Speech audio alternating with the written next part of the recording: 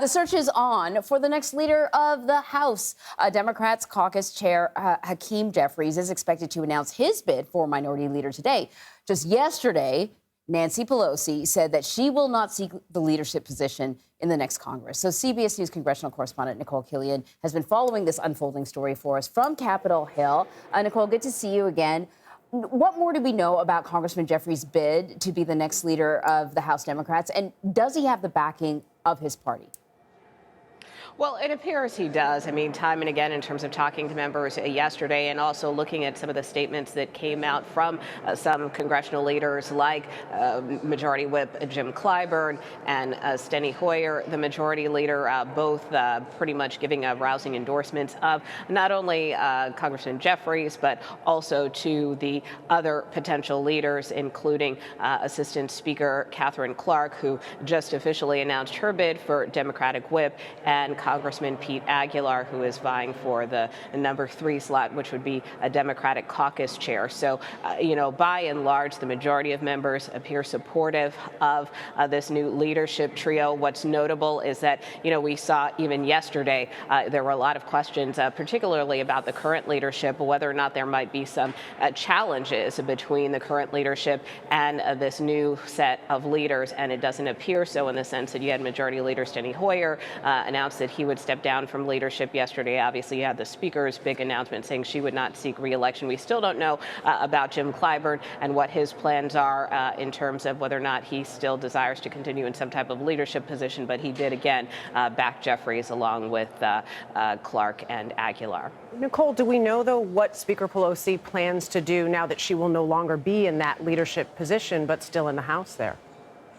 Well, she said that she will continue to represent the people of San Francisco, calling it a great honor. She said something to the effect yesterday of no matter what title you bestow upon me, whether that is Speaker or Whip or Minority Leader. I mean, those are all titles she has held in the past. She said it is still her honor to be on the floor and to serve the people of California and San Francisco. So she does intend to do that. Now, what that looks like, we don't know from the standpoint of, will she kind of just return to the fold as a rank and file member? That seems pretty doubtful. More likely it will be a scenario where she kind of is serving almost as Speaker Emeritus, if you will, still providing counsel and advice not only to members, but also to this new leadership team as well. Nicole, the new leadership team, as you mentioned it really is a changing of the guard after so much time. Do we have a sense of the agenda or the type of leadership that we will see from these three?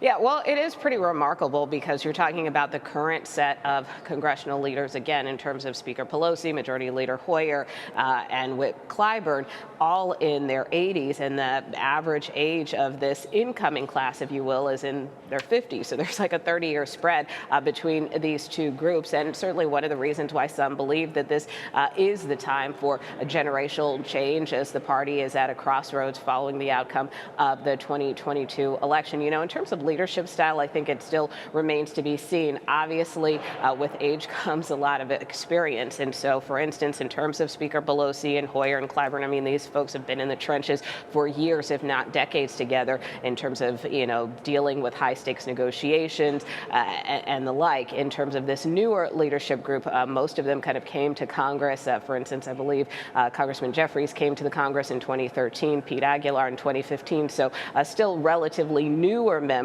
that don't necessarily have that full wealth of experience over the decades in terms of all of the negotiations that are required here, especially considering they will be dealing with leaders like Kevin McCarthy, who is positioning himself to become the next Speaker of the House. Of course, here in the Senate, the leadership will remain the same with Chuck Schumer and Mitch McConnell, but it will be a delicate dance that all of them will have to play if they want to get anything done.